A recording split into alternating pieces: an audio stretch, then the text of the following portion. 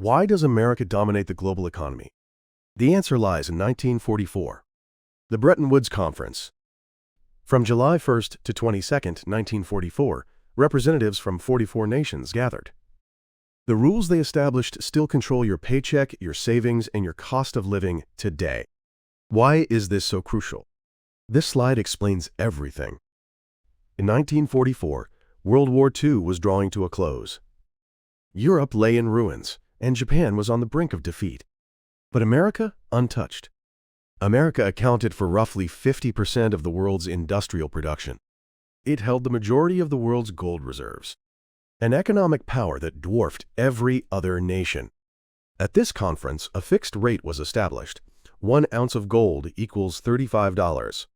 Each nation's currency was pegged to the dollar, and only the dollar could be officially exchanged for gold. The IMF and the World Bank were created to manage post-war reconstruction and maintain the dollar system. This is a fact proven by 80 years of economic history. Not speculation. A structure established by data. And this is comprehensible. Look at the numbers. Follow the history. With this, you can understand the essence of the global economy. Today, I'll show you how this mechanism works. In 1944, America held an economic advantage unprecedented in history. The numbers are clear. Roughly 50% of the world's industrial production. This is the power to effectively move half of the global economy. It held the majority of the world's gold reserves. This represents an overwhelming concentration of wealth that backs currency. Europe's factories were destroyed by bombing, and Japan's industry had collapsed. Yet America's industrial capacity remained intact. This overwhelming power made the design of the Bretton Woods system possible. The core of the Bretton Woods system lay in the relationship between gold and the dollar. 1 ounce of gold equals $35. This fixed rate was the foundation of everything. Each nation's currency was pegged to the dollar. The British pound was fixed at 1 pound equals $4.03. The French franc at 1 franc equals 2 cents. And foreign monetary authorities, central banks, could buy gold with dollars. But this wasn't something private citizens could freely do. It was a framework between public institutions. In other words, only the dollar was officially tied to gold as the central currency. This differs from the classical gold standard. This was the gold-dollar standard. International trade settlements began to be conducted in dollars. The Bretton Woods Conference gave birth to 2 international institutions, the IMF and the World Bank. Their stated purposes were clear. The IMF would safeguard exchange rate stability. It would maintain the fixed exchange rate system and adjust balance of payments imbalances. The World Bank, initially the International Bank for Reconstruction and Development, or IBRD, would support post-war reconstruction. It would rebuild destroyed infrastructure and promote economic growth. But examine the structure, and the true purpose becomes visible. Both institutions are headquartered in Washington, D.C. Voting rights are allocated based on quotas, with important matters requiring special majorities. America was the largest shareholder. In other words, America held the greatest influence. These institutions functioned as tools to extend American influence globally.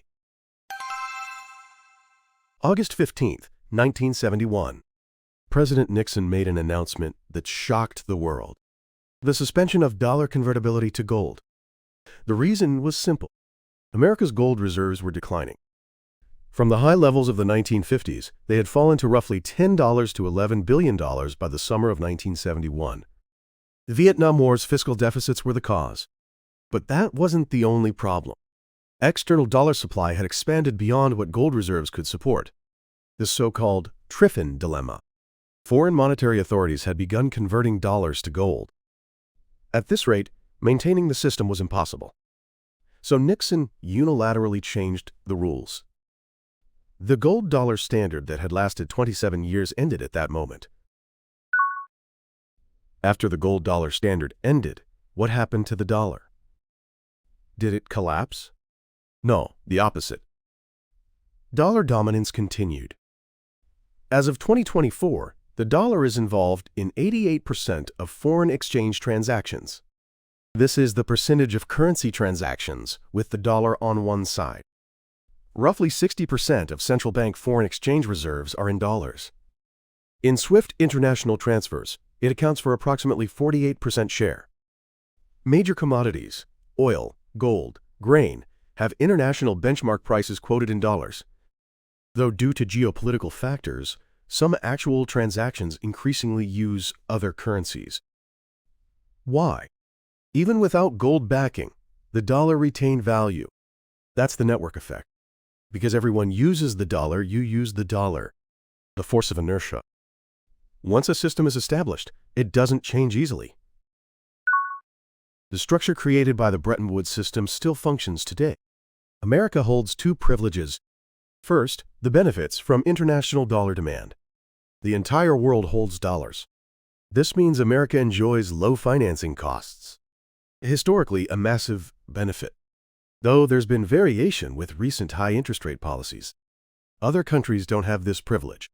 Second, the weapon of financial sanctions. America can prohibit dollar transactions. It can exclude from the SWIFT settlement system. This is the ability to economically isolate adversarial nations. This power has been demonstrated through sanctions on Iran, Russia, and North Korea. A decision made 80 years ago still supports American dominance today. This is the legacy of the Bretton Woods system. Now, let's consolidate today's analysis. Here's the summary. First, the establishment of the Bretton Woods system. From July 1st to 22nd, 1944, 44 nations participated. With roughly 50% of global industrial production and the majority of gold reserves, America established a fixed rate of 1 ounce of gold equals $35, pegged other currencies to the dollar, and created the IMF and IBRD. This was the beginning of the dollar reserve currency system. Second, the end of the gold dollar standard. On August 15, 1971, President Nixon announced the suspension of gold convertibility. Fiscal deficits from the Vietnam War had reduced gold reserves, and the Triffin dilemma, external dollar expansion constrained by gold reserves, had been reached. The gold dollar standard that lasted 27 years ended. But dollar dominance continued. Third, the impact on the modern era. As of 2024, the dollar is involved in 88% of foreign exchange transactions, comprises roughly 60% of foreign reserves, and accounts for approximately 48% share in SWIFT international transfers. America gains the benefit of low financing costs. And it possesses the weapon of financial sanctions, SWIFT exclusion, and dollar transaction bans. A decision made 80 years ago still supports American dominance today. But now, led by BRICS nations, a movement toward de-dollarization is accelerating, and central banks are buying back gold at record levels.